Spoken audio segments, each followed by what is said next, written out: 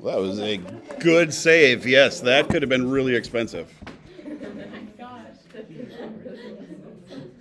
I don't even know how that fell off. All right. We're going to be doing a bunch of different things. Transcendental functions, don't let that kind of scare you off. That absolutely sounds terrible. We're going to start off with exponential. Now, the goal of this table setup. So, you've got these 6 pictures here, and then on the next page, I believe it's a big giant table, right? Is that correct? Yes. Okay. So the goal is to kind of show you that there's patterns. Now, on my thought process is that you guys could kind of figure out that there's patterns anyway. So every exponential function is going to have one side of it that is flat and one side of it that is pointing up or pointing down. Right? That's kind of what defines an exponential function, the way that is laid out. 100%, it can be pointing any which direction. But one end behavior will be flat, one end behavior will not be. And that flat's probably a really bad word, but like I feel you guys just understand what that represents. So end behavior, while we didn't really ever directly use that wording so much, is the exact same thing as the limit approaching infinity or the limit approaching negative infinity. That's what you guys used to call end behavior. So you've already done this in pre-cat and algebra 2. You never called it a limit at infinity or limit at negative infinity. Now, we have a picture here. We're normally not going to have pictures. So on the left-hand side of this first picture in box A, what's the limit at negative infinity? Negative 3. And that's a horizontal asymptote. So I'm gonna go over some of these because I'm sure some of you guys need to recall some of the wording and all sorts of stuff. So this is a horizontal asymptote. It's kind of like a one-sided horizontal asymptote. This is not a vertical asymptote, even though it kind of shoots straight up. It's not a vertical asymptote. It will just keep going up forever, and it'll keep going to the right forever. So on this one, the limit as x approaches positive infinity on the right-hand side, the answer would be positive infinity because it's going up. So whether you can picture this mentally or not, I'm going to guess most of you prefer visually looking at what we're doing to start.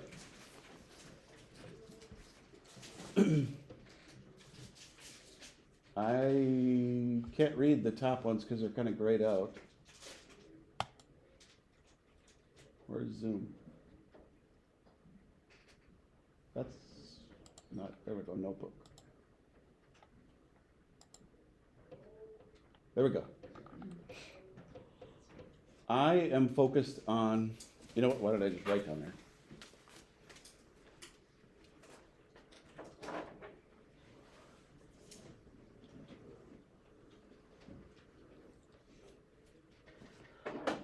So let's just focus on the equation. I have always kind of been a proponent or a fan of doing things unofficial ways, because sometimes it's just easier. Now, this is one of those methods. Some people end up calling it discrete math, like it's a whole separate topic of math, like doing things weird ways. I prefer plugging infinity in place of x and using infinity as like a number. So if I plug infinity in, I'm going to get 3 halves to the infinity minus 1. Now they call this, no, I mean, we're not even going to call it anything. My teacher, when I was young, used to call this like fuzzy math, because like, it's just kind of, you just kind of do things, right? If I plug infinity in, infinity is a really big number, right? Infinity minus one is no difference. So plugging infinity in a lot of times is just kind of like a general idea. So 3/2 to the infinity minus one, I'm gonna completely ignore that minus one because it's not gonna change my answer. So 3/2 to the infinity power. What happens when you take 3/2 and do it to a lot of powers? It grows. Okay, it gets bigger. How do you know it gets bigger? Because it's bigger than one. I mean, like, I know you've done this in the past. And it's not something where you're gonna have to write A is greater than one type thing, even though I know that's what's in our notes. So because this is bigger than one, it's going to get bigger. And if you multiply it an infinite number of times, it's going to turn into infinity. Like the answer itself is just gonna be infinity. Minus 3 won't do a thing to it. So this whole thing turns to infinity if I plug infinity in. And so even without a picture, I can figure out that the limit at infinity is gonna be infinity. Because if I plug infinity in place of x, my answer is just gonna get really big. We usually won't get a picture, right? Correct. Yeah, we're just kinda using them to compare right now. Let's do negative infinity, because sometimes that's a little bit harder to process. If I put negative infinity in place of x, same thing again, is minus one, completely worthless, I ignore it. You remember what a negative power does? It either moves it to the bottom, or on a fraction, flips it. So 3/2 to the negative power is the same thing as 2/3 to the positive power. So when I plug in negative infinity, this now becomes 2/3 to the infinity. And if I multiply 2/3 times 2/3 times 2/3, keep multiplying it, gets smaller because it's less than one. So if I multiply it out an infinite number of times, my answer is gonna turn into 0. Because it's just gonna get smaller and smaller. So 0 minus 3 will give you negative 3. So this is the unofficial way to do it without a picture. And most of these questions on the AP test, you don't have to show your work. Like, these are generally the definitive multiple choice questions. This wouldn't be a free response question. So you're just gonna be able to have to answer things by looking at them. And if you can do it in your head and figure it out, it's all the great for it. So this is kind of why, like, I know these notes were set up with this huge table format. To me, that makes it way more confusing than what it needs to be. Just because it like adds so many things that you're trying to compare. So if I look at, never mind, I keep forgetting I have it here. If I look at this next page, you're supposed to be filling out, is the base number greater than 1 or less than 1? Is it increasing or decreasing? Is it, there's all sorts of different things on it, which is not bad to know. Like, it's good to know all that different stuff. To me, it makes it way more confusing trying to figure out the answer by comparing a million different cases. And to be honest, I'm pretty sure some of you, this is what you would prefer. And if that's the case, you absolutely can. Like, I have it all filled out for you, you can copy it and whatever. So if you're a person that likes to use tables and, steps, go, you certainly can. I'm not gonna tell you not to. I don't like doing it like that. Now, we've already talked about the top of this page. It basically just says what happens at the end of exponential functions. So we talked about how one side is flat, one side is not. So case 1, it's gonna be a number. Case 2, positive infinity, Case 3, negative infinity. That's what the cases thing is. So if you just mentally know that, that's good. Now, I think, if I remember right, yes, example 4 is where it's basically just asking you to start figuring them out. Because there's nothing written in your number 4, I believe, right? Excellent. So let's do A together. Should we start calling on people?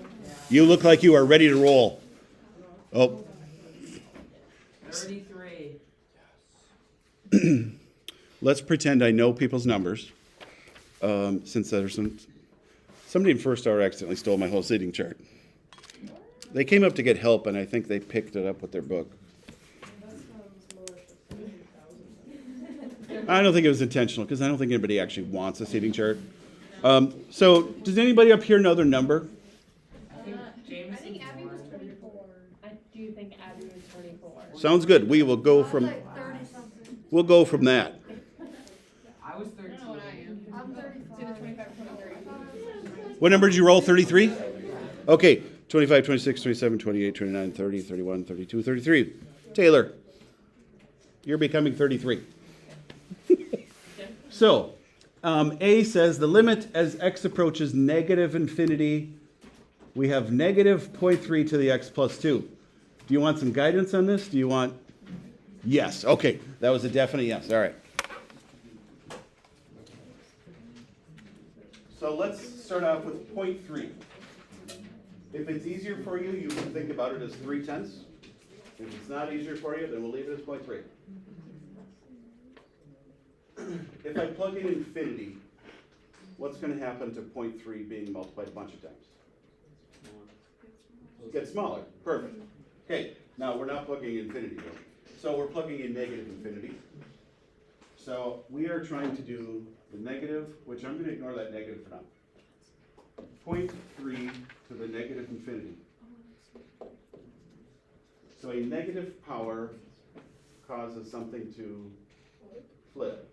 So instead of being 3/10, it would be treated as 10/3.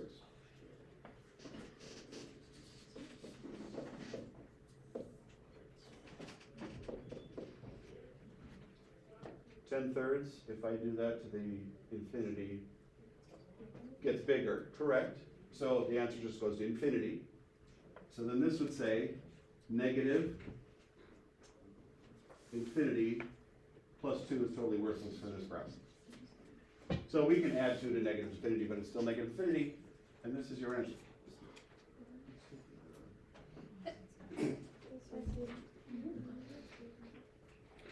Just starting to click a little bit more how to use it. Okay. Questions on this first one? Go for it. Would that be an answer on the AP test? Are you trying to ask me if this work would be acceptable to show? No, just for a multiple choice, for like, could Yes. negative infinity. So it'll probably say negative infinity, comma, DNE. Okay, that's what I thought. Yeah, Is that work acceptable to show on the? definitely not.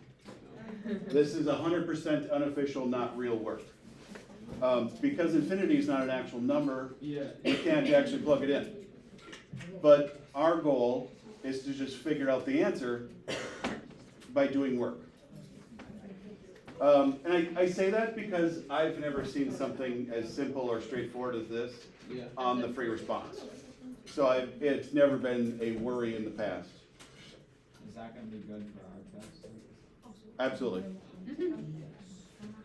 On your guys' tests, I'm looking to see what you're trying to do, like your thought process.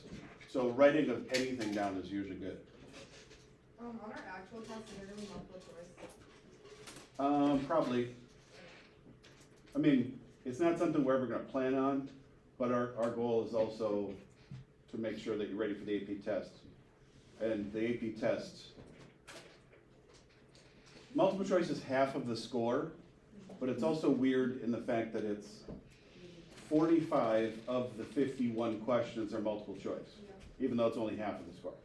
So, yes, I mean, like, we'll have multiple choice throughout the year, but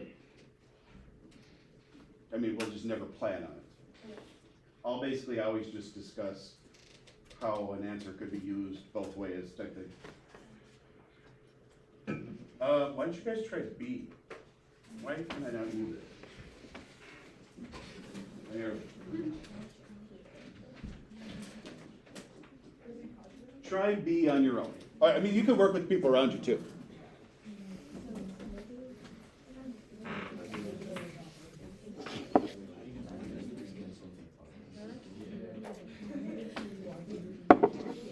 Well, I just draw a picture. Did you roll somebody?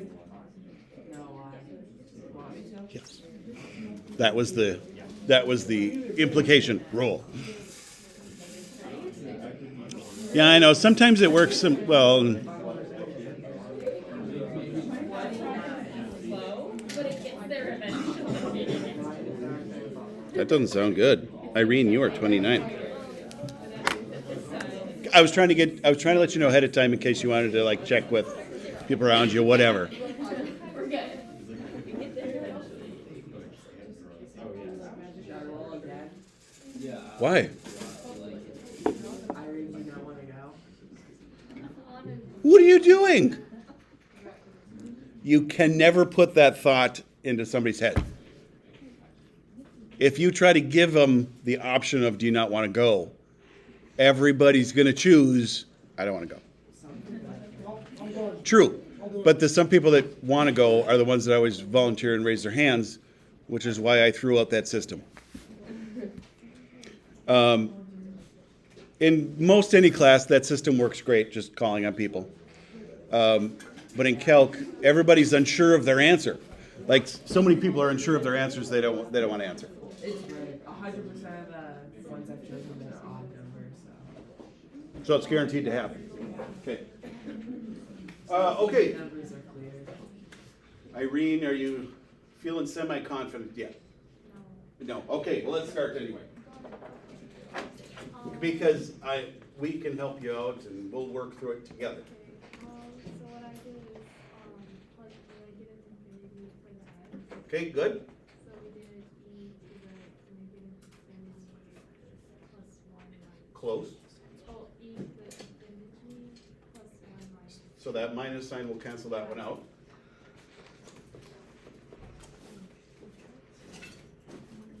So now I make it 3 just the minus. Thanks.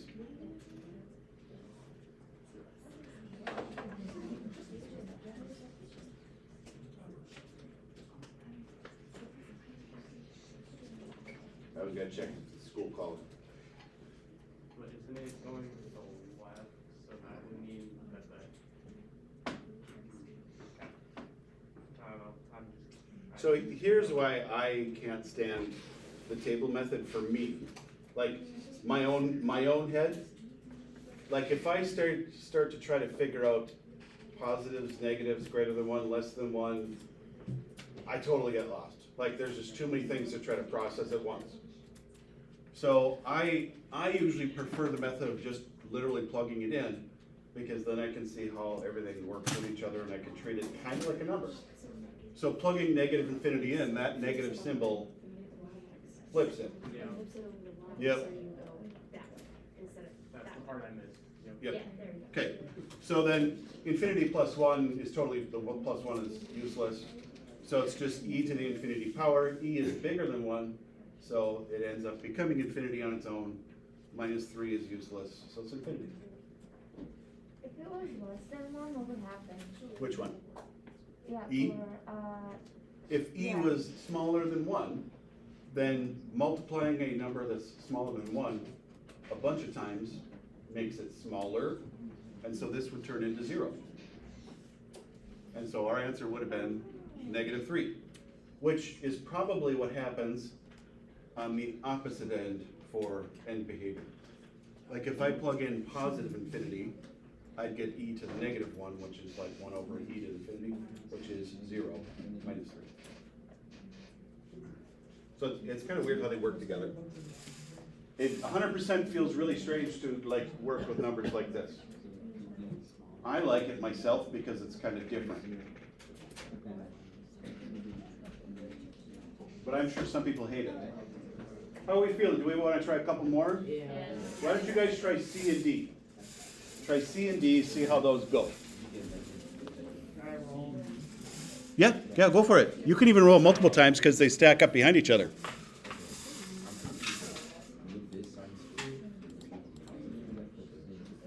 It's another odd number.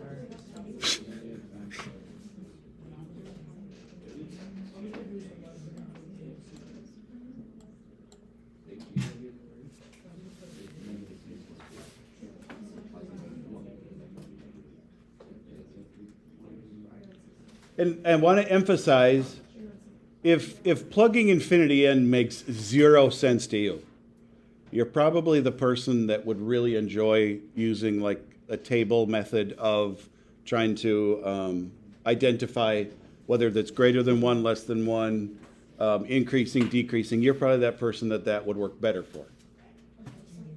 There's nothing wrong with that.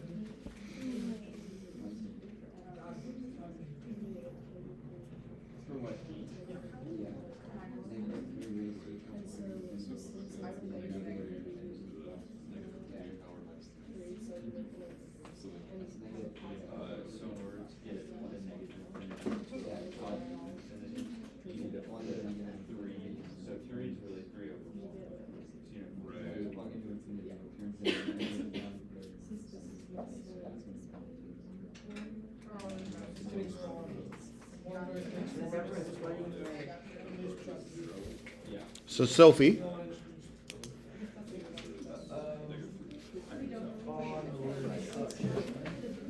are you feeling confident enough to just go write the work for C? Excellent, excellent. Okay, who's going to help us with D? Did you lose a ball?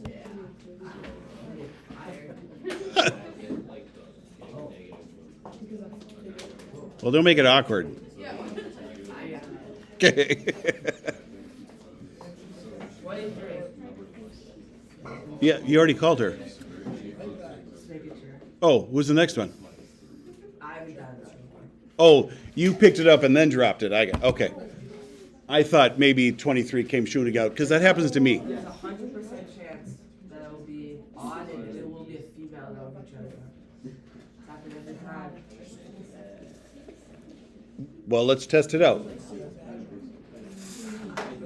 Oh. Another person of female gender. 37.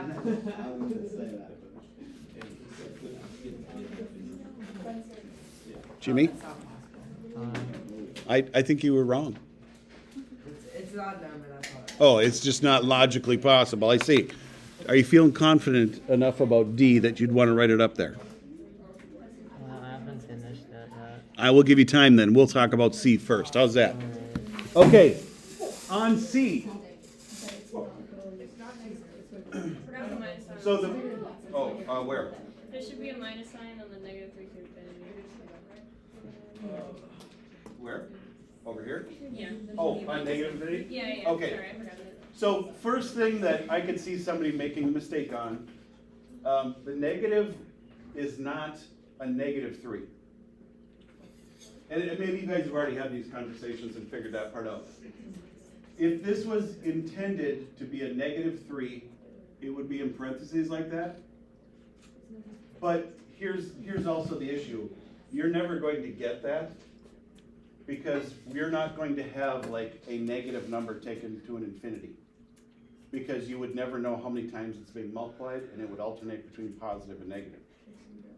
So you're never going to get that, but I wanted to point it out because the negative symbol will be done last. We're trying to calculate 3 to the negative x plus 1, plugging in positive infinity, which was done right here. So then 3 to the negative infinity plus 1 is worthless. That was the negative you forgot. But you still did it with it, I think.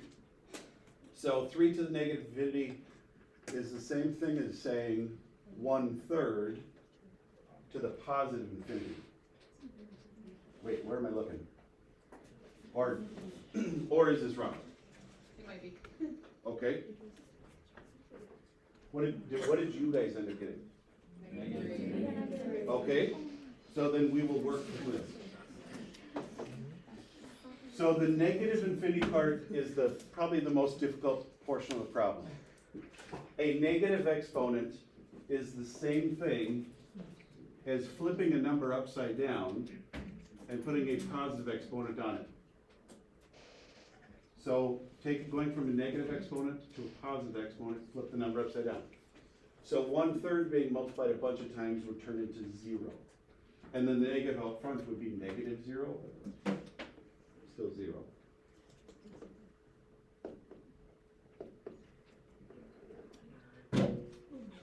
Okay, good. Another number. Yeah. What? Oh, Are you asking me if you're supposed to roll? It's 31. Well, that's okay, we haven't done Jimmy yet. It's an odd number. I know. Oh, I got it. I feel like you're rigging this at this point. I'm not.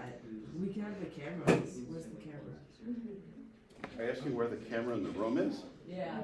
There's gotta be one, right? No. Why would there be a camera in the classroom? Well, what if there's a crime committed in here? How are they gonna know who did it? Are you gonna commit a crime I will. Excuse me. I'm starting to get a little worried about, the topic is being brought up. Yep, go ahead, ask some questions, sorry. I'm still a little confused on what you did with the negative the 1/3. So I did 1/3 to the infinity first, because if you think of like PEMDAS, exponents happen before multiplying. Okay. So I did the infinity first, 1/3 to the infinity is 0, and then I did -0, which is still 0. Okay, thank you. Correct, yeah. Otherwise, we actually we wouldn't be able to figure out a negative number to infinity power, because it would constantly flip between positive and negative, and since infinity isn't either one of you, you don't know what would happen. So you should never have that situation. Okay, how are we feeling about D yet? okay. Yes? Yeah. Do I write it up there? Is that okay? All right. I like it. So I'm getting the sense, what time do we get done? 44? 44. Oh yeah, definitely. Okay, we won't start trig today. So, wow. That was a strong response. We will start trig tomorrow, and we'll start gently. Many of you have fears. Okay, let's see.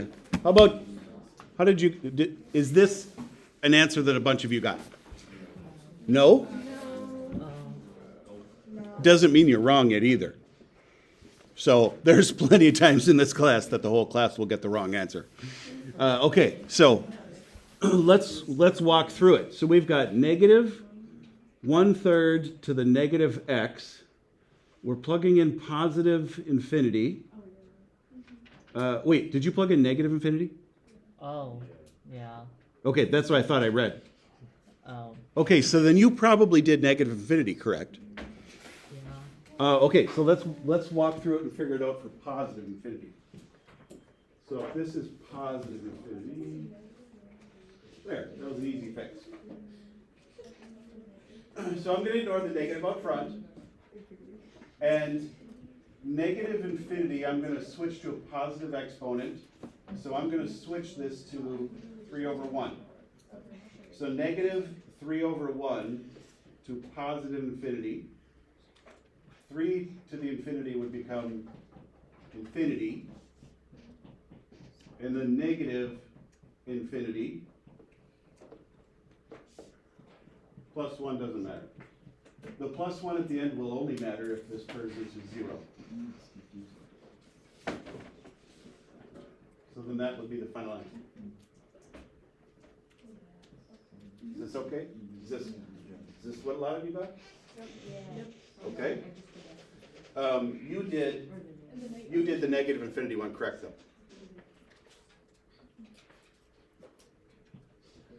Are we okay with this topic? Probably. Yeah. Then let's stop here. So there is only 2 more examples, and you can certainly try those on your own if you want. I have the answers up here. If you wanted to start your homework early, you could. So I mean, the homework itself is going to be this section of work in there. And I believe just the first page is this style problem.